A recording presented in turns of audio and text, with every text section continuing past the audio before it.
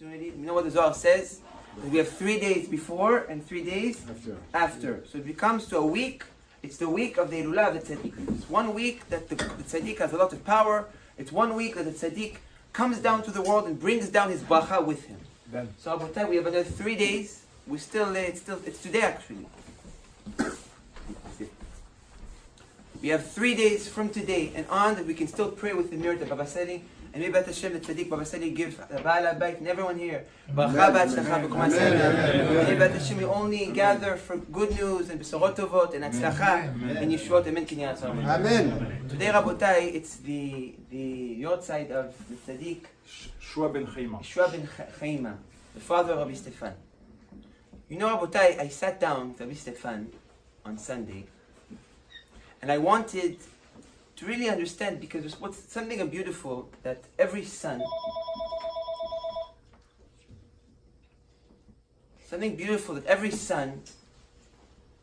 he learned from his father, or something that Rabbi Stephan I saw as something special. Rabbi Stephan told me something that be'emet, even me, it made me think a lot. He told me that one time his father was very sick. And when they took his father to the hospital, the father sat in the hospital, they were doing him treatments, they were taking care of him. And the doctors, as usual, like every patient that's in the hospital, what do? They come to the patient and tell the patient, from a 1 to 10, how much pain do you have? So most people, they say, okay, I have a 6, I have a 4, I have a 3. Rabbi Stephan said something amazing.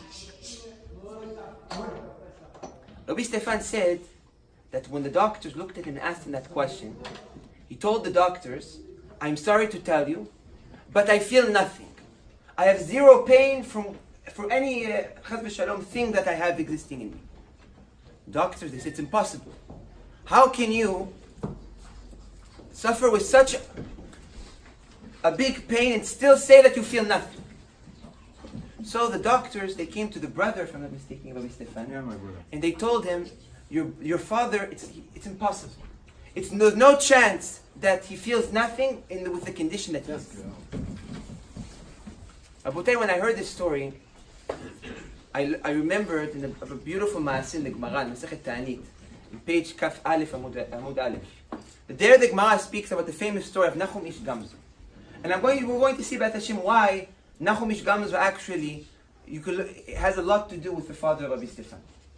The Gemara learns that Rabbi Nachum Ish Gamzu, his name was not Rabbi Nachum Ish Gamzu.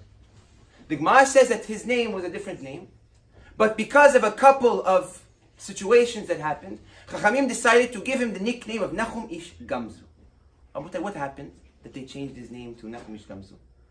So the Gemara says that Nachum Ish Gamzu was known in the beginning of his life to do many miracles. He was known to be a man of miracles. One day, all the Jews, they decided that they wanted to organize a big gift for the king. And they said, how can we send a big gift to the king when the king, he's very sensitive. You know, people with power, they're very sensitive. If we give him too much, or if it's not to his standards, chas v'shalom, you can do something bad to the Jews. So they said, who can we send that in any case of scenario, a miracle would happen? So they said, we're going to send Nachum Ish Gamzu. And we're going to learn why his name was Nachum Ish Gamzu. They prepared a suitcase, they filled it up with diamonds, with jewelry, and they gave it to Rabbi Nachum Ish Gamzu, and they told Rabbi Nachum Ish Gamzu, take this to the king. So he took the luggage, he took a horse, and he started to travel.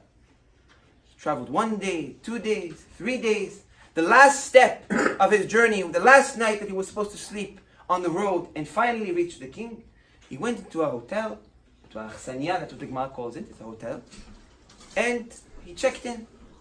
When he checked in, the owners of the hotel, they asked him, they said, what's in this bag? You look like a very respected person. What are you carrying in this bag, and where are you going, and where do you come from? So Rabbi Nachum Ish Gamzu said, you know, all the Jews, the entire Jewish community, they brought me together, and they prepared this big bag that's worth a lot of money, with all the diamonds and jewelry, and we're going to gift this to the king. The owner of this akhsaniya, he saw an opportunity to make a couple of fast money.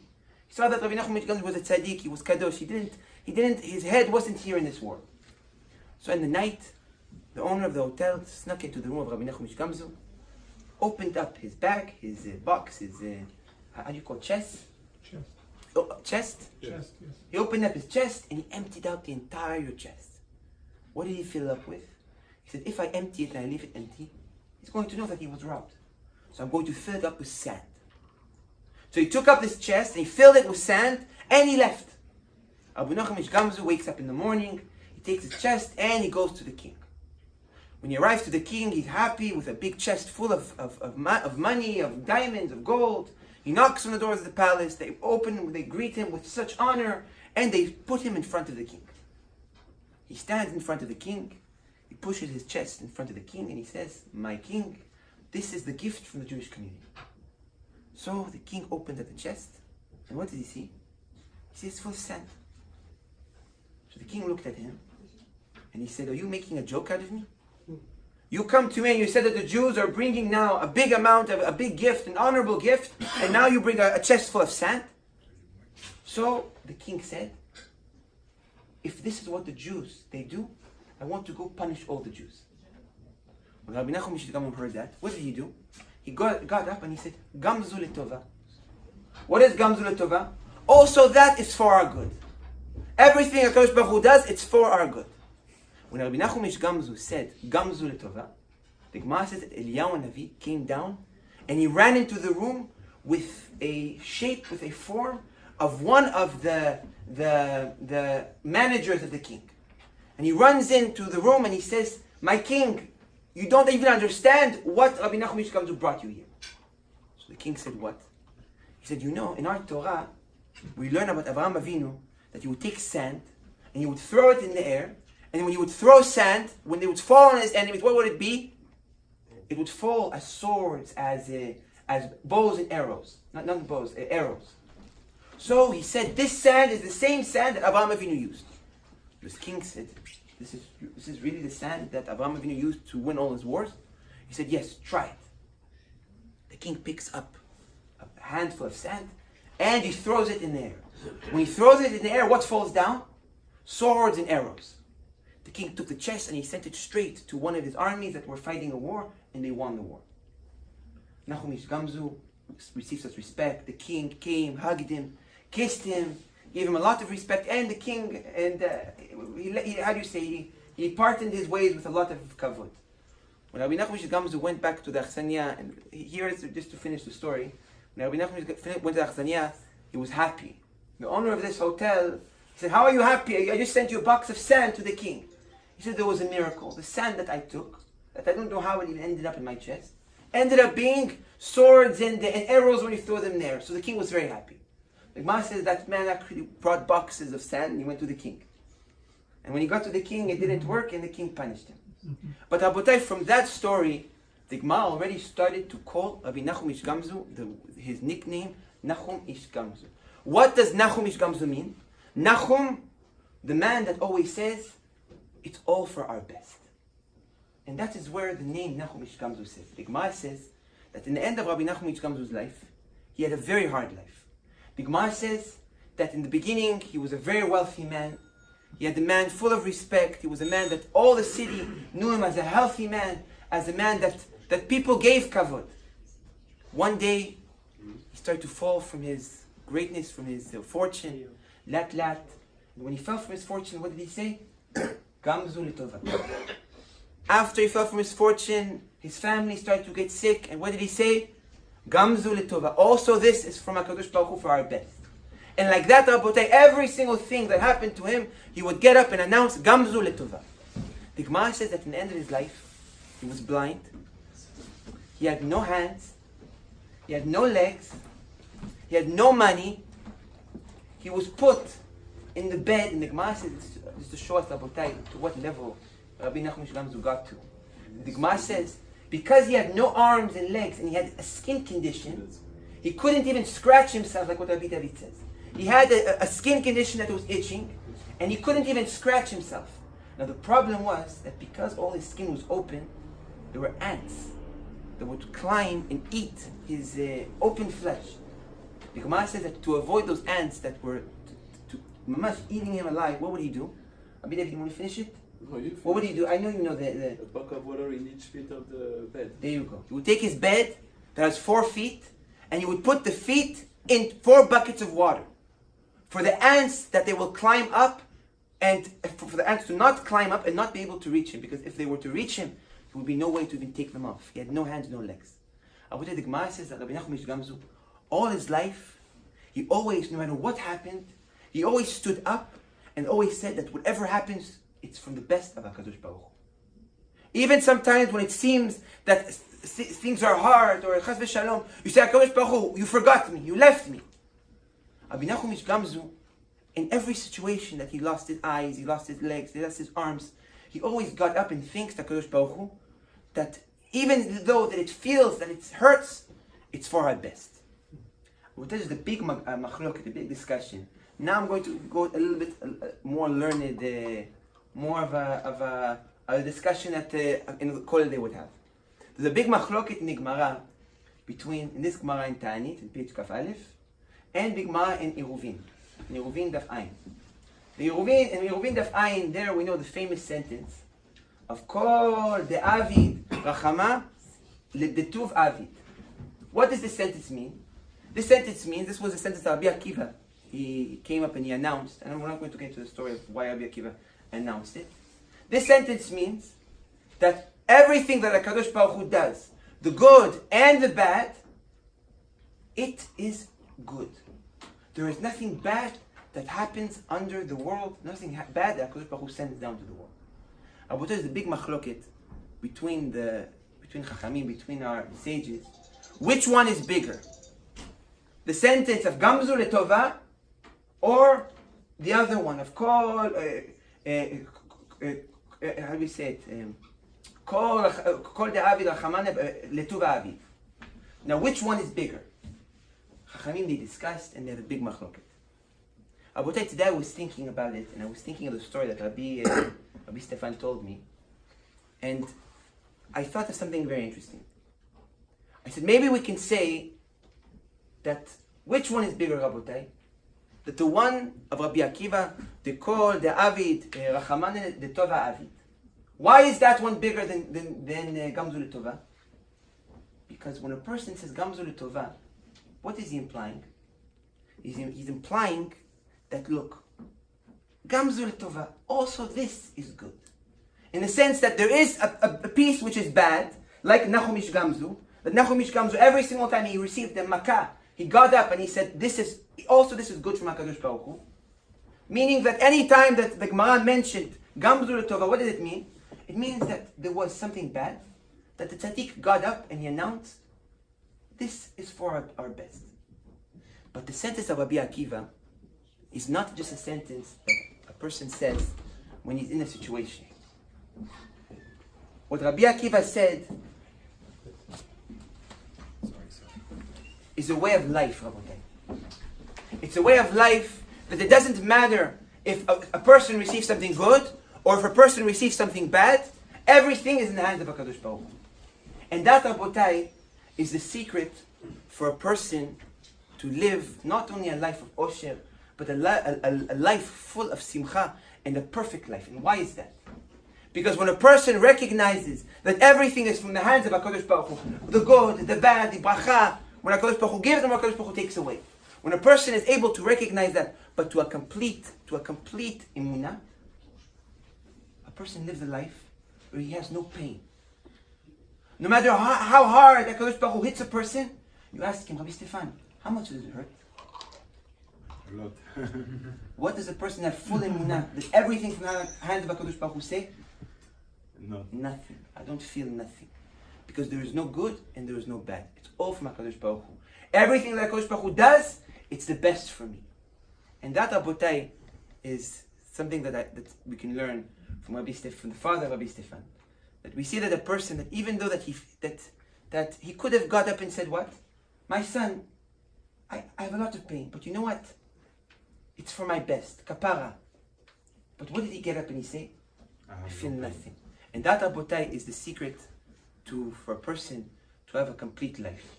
You know, Abotai, sometimes we wake up in the morning and we say, I'm having a bad morning. We all have that. You have that? You wake up and you say, today is going to be a bad day. Why? Because today is a bad day. Rabotai, who decided that you're going to be a bad day? You or HaKadosh Baruch Hu? You did. Yeah. Why? Because you got up and you decided in your own head that today is not going to be a good day. Why? Because you had no emunah that today would be a good day. If a person wakes up and he strengthens his emunah and he puts everything in his faith, in his emunah, there will never be a bad day for a person. A person can never go through a hard time. Because if a person truly believes in HaKadosh Baruch Hu, everything that HaKadosh Baruch Hu gives is for our best. And that, Rabotai, is the big lesson that we can learn from the father of Rabbi Stephan. Really, when a person perfects his emunah, and he puts his emunah to 100% and he believes that it's all good, a person sees all good. He sees no pain.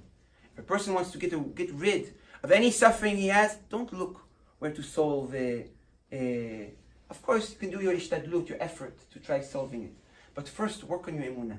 If you work on your emunah, you'll solve the problem inside out, and not outside in. Because if a person works in only the outside, the inside can stay, it stays bad, and no matter how much a person can fix himself, and that's what a lot of people feel. They say, I work, I succeed, I have bracha, but I'm not happy. You're not happy because you don't have a full emunah. When you have a full emunah, everything becomes good. And that, Rabotai, is the big lesson. Rabotai, to continue to add to something about the father of Rabbi Stephan, something that's very interesting. That Rabbi Stephan was telling me that all his life, his father always ran to do one mitzvah, another mitzvah. He always hunted the mitzvot, and with not putting into consideration if right now it's a good time, it's a bad time. Rabotai, sometimes we think to ourselves, this is what I spoke about today. Nobody knew he was doing that. Nobody knew he was doing the mitzvah. He was doing quietly. And that's actually, to put that aside, but that's another mitzvah. That's one of the 4 mitzvot that the person receives the reward in this world and in the world to come. But we're going to, maybe we'll add afterwards. Something very interesting about that I spoke about today. That Rabotai, sometimes we think to ourselves, even as individuals, when we think about strengthening our relationship with who, Rabbi G? Strengthening our relationship with who? Strengthening our relationship with HaKadosh Baruch Hu. We'll continue in English. When we think of strengthening our relationship with HaKadosh Baruch Hu and strengthening our munah, a lot of the times, what do we come to our conclusion? Hashem, I could have been born with a lot of emunah. Hashem, you could have put me in a situation that I would have a full faith. But Hashem, how can I have full faith when I have this problem, and I have this problem, and I have this problem, and I have this problem? Hashem, let's make a deal. And this, Rabotai, is something that I'm sure everyone did. There's no chance that the person here didn't do it. Hashem, let's make a deal. You take away this, you take away this, you take away this, you take away this, and you make my life perfect. After my life is perfect, I will have full emunah, and I will be the true tzaddik that you want me to be. Rabotai, is that something relatable? Is that something that we all think about? I'm sure we all think about that. There's no such thing that a person didn't have that thought. So Rabotai, I would like to speak about this subject. Rabotai, finding emunah, let's go back to what we said in the beginning. Finding a complete emunah, finding a true emunah, is something that a person cannot wait and should not wait until everything is perfect to get up and to start working on his emunah. There's a beautiful story. This story is one of the most, not interesting, not most amazing, but one of the most shocking stories and masiot that the Gemara brings. There's a Gemara in Megillah in page Aleph that says something amazing, incredible about Nebuchadnezzar. We all know Nebuchadnezzar. What did he do, Rabotai? Nebuchadnezzar, what did he do? What did Nebuchadnezzar do? Nebuchadnezzar was one of the Reshaim that destroyed one of the Bet HaMikdash. He was one of the people, one of the Reshaim that destroyed the Bet HaMikdash. The Gemara says that after Nebuchadnezzar destroyed the Bet HaMikdash, he was on his ship and he was traveling back to his city. When he was traveling back to his city, Nebuchadnezzar got up and he started to sing to HaKadosh Baruch Hu. And he wrote down a book of praising HaKadosh Baruch Hu, and a book of tishbachot, Praise. praising, a book of him singing and praying to HaKadosh Baruch Hu. The Gemara says that book is actually Nebuchadnezzar's version of what? Of the Tehillim. The Gemara says that book of Tehillim that Nebuchadnezzar wrote, his own version, was at a higher place than the Tehillim that David HaMelech wrote. That the book of Tehillim of Nebuchadnezzar HaRasha, the one that destroyed Bet HaMikdash, was bigger than the Tehillim that David HaMelech wrote. When he was singing these songs and praying to HaKadosh Baruch Hu, the Gemara says that an angel got upset. And an angel ran and took gold and heated gold. And after he took that hot melted gold, while Nebuchadnezzar was singing, he poured that hot gold in the mouth of Nebuchadnezzar. When Nebuchadnezzar he had the hot gold in his mouth, what did he do? He spit it out. It was hot, it was boiling, imagine hot metal in a person's mouth. When he spit it out, that metal caused Nebuchadnezzar to stop singing. Now, Rabotai, I have a question for you. This is a Gemara that I repeat it sometimes, I don't understand it. How could it be that HaKadosh Baruch Hu agrees that an angel would go and stop the tefillah of any person? We know that any person, no matter what a person does, he has the opportunity to get up and to do teshuvah. If Nebuchadnezzar was praying and singing a song and writing a book that was at a higher level of the Tehillim of David, why stop it? We know, Rabotai, HaKadosh Baruch Hu is not like us, that sometimes we say, you're my friend, you're close to me, you sit here. Your tefillah I will accept. Yours, you're not my chassid, you're not my follower, I'm going to put you aside. That's not Rabotai HaKadosh Baruch Hu. HaKadosh Baruch Hu, the way that the world runs, that any person can reach any level. So Rabotai, if Nebuchadnezzar was singing a song higher than the Tehillim and more at a higher level of the Tehillim, how did the angel have permission to stop him? How did the angel receive permission to stop the singing of somebody that is praying to HaKadosh Baruch Hu? Not praying to anyone else. Praying to HaKadosh Baruch Hu. Rabotai, how is that? And this Rabotai answers, and we go back, and afterwards I'm going to tie everything together. We go back to what we said, that keeping Torah and mitzvot, when everything is perfect, and strengthening our emunah, when everything is perfect, that is not the challenge. That is not the thing that HaKadosh Baruch Hu takes as the deals that he does with people. Nebuchadnezzar HaRasha, the Gemara says that when he ruled the world, he was a complete king on everything. He ruled the people, he ruled the animals, he ruled the shedim, he ruled everything. The Gemara says that Nebuchadnezzar had so much power that when he was king, even a bird that wanted to tweet, what did he have to do? He had to ask Nebuchadnezzar's permission. He had to ask from Nebuchadnezzar if he allows him to get up and to tweet. Rabotai, a person that has everything, that controls everything, that rules even the animals, a person that prays and his prayer goes to a high level, you can't compare it. It's not worth much because you had everything. When you pray from a place that is so high and you pray to HaKadosh Baruch Hu, yes, you pray to HaKadosh Baruch Hu, but what is it worth? You have everything in your hands. The angels thought to himself, and the angel said, let's really see if the prayer of Nebuchadnezzar is genuine or not. How will we know if the prayer of Nebuchadnezzar is genuine or not? How, Rabotai? We'll give him a little bit of pain. If we give him a little bit of pain, and he continues to pray to HaKadosh Baruch Hu, even though it's hard, it's genuine. But if I give him a little bit pain and he stops, his tefillah is worth nothing. So the angel went and put some hot gold in the mouth of Nebuchadnezzar, and the moment that hot gold, he felt the heat of that hot gold, he stopped praying HaKadosh Baruch Hu. Rabotai, we shouldn't try to find and to search HaKadosh Baruch Hu and to strengthen our emunah only when we are at our top. Because if we wait for that, we will never reach to our top. When should a person reach out to HaKadosh Baruch Hu? When should a person reach and try to strengthen his emunah? Mima'amakim kiraticha Hashem. What does that mean, Rabotai? From the bottom.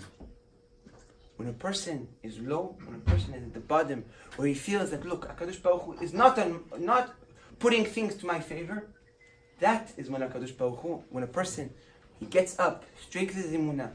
That is when a person, he gets up and he praises HaKadosh Baruch Hu. And only like that when a person finds his faith, not when everything is good, but he finds his faith no matter what, only then HaKadosh Baruch Hu can truly not only appreciate that Torah, to appreciate the Emunah, but also spill a lot of bracha upon that person. Something that I always thought of about the Avot. We know that it was Avraham, Yitzchak, and Yaakov. Who was HaKadosh Baruch Hu's favorite? Huh? Who was Abachir Sheba'avot? Yaakov. Yaakov was Abachir Sheba'avot. Why was Yaakov the most loved one of all the three of the fathers? He was the most religious one? Maybe the Torah doesn't speak about who was more religious, who was less. But what was an idea? Why was Yaakov loved more than anyone? He was the youngest? Huh? The youngest one? There was no youngest. No? They all lived like father. There's no youngest between the father and son when they pass away, and each one lived their own individual lives. But who was balance between chesed and din. Huh? Balance between chesed and din. That was Avraham. No, balance between chesed and. That was Avraham Avinu. Avraham Avinu was the balance. Avraham Avinu was. Why was Avraham Avinu the perfect man? Because Avraham Avinu was able to balance the chesed, kindness, and the din. Where chesed and din? Chesed because Avraham is Isha Chesed, the man of Chesed. But on the other side, when HaKadosh Baruch Hu asked him to sacrifice his son, he had enough judgment to go sacrifice his son. So, why was HaKadosh Baruch Hu loved Yaakov more than all of the three fathers? You want to know why? Very simple. Avraham Avinu was all the 10 nisyonot, all the 10 challenges that fell upon Avraham Avinu. What were they? They were nisyonot. Avraham Avinu came forward, and the Kadosh Baruch Hu gave him the option. Lech lecha. That was one of the nisyonot. That was one of the challenges. Was it an option? HaKadosh Baruch Hu presented an option, a mission, a obligation in front of Avraham. Avraham, do you choose to take it or not? Yes, Avraham took every single time HaKadosh Baruch Hu told him. Yitzchak, with Yitzchak, same thing. HaKadosh Baruch Hu came to Yitzchak and said, Yitzchak, are you willing to sacrifice yourself? It was not forced. It was not that HaKadosh Baruch Hu dropped all those nisyonot, all those challenges on the Avot, and they had to deal with them. They were all challenges, they were all nisyonot. Challenges? Tests. They were all tests that were offered to Avraham and to Yitzchak as you choose to take it, prove you are tzaddik. Rabotay, Yaakov was the only one that didn't choose to accept or to not accept sometimes the makot that HaKadosh Baruch Hu gave him. Yaakov didn't choose to have a brother like who? Like Esav. Yaakov didn't choose to be cheated by Lavan. Yaakov didn't choose to get his daughter stolen by Shechem ben Hamor. Yaakov didn't choose for his son, his favorite son Yosef, to be sold. But still, Rabotai, Yaakov, with all the makot he received, but still was able to stand up and to show and to put his emunah in the right place. For that, HaKadosh Baruch Hu loves Yaakov more than everyone. Rabotai, so to put everything together, we learn from all these stories and from all these maasiyot the concept of emunah. If a person reaches out and strengthens his emunah, no matter where, in what situation, and where he is in a person's life, if it's in the best situation that he is, or we all have our downs, in a hard situation that a person is. When a person strengthens his emunah, and he comes to the conclusion that everything that HaKadosh Baruch Hu does, not saying that the good is good and the bad is bad, that everything that HaKadosh Baruch Hu does is good, and he has a full emunah, only that way, Rabotai, a person can reach to a complete simcha, a complete life of happiness, of osher, of bracha, and of batzlacha. So, Bezrat Hashem, L'Baal HaBayit, for Rabbi Fred ben Yoshua, שהקדוש ברוך הוא ייתן ברכה והצלחה בכל מעשה ידיו. עושר, פרנסה, הצלחה, יפתח ליבו בתורה. And maybe that Hashem, Rabotai, we only gather here together in this house, only Beth Hashem for weddings, for smachot, for good news, and for all the kahal Beth Hashem. To have a bracha והצלחה בכל מעשה ידיהם. And Bezrat Hashem, in the merit of Baba Sali HaKadosh, protect us all. Amen. Can you answer, Rabotai?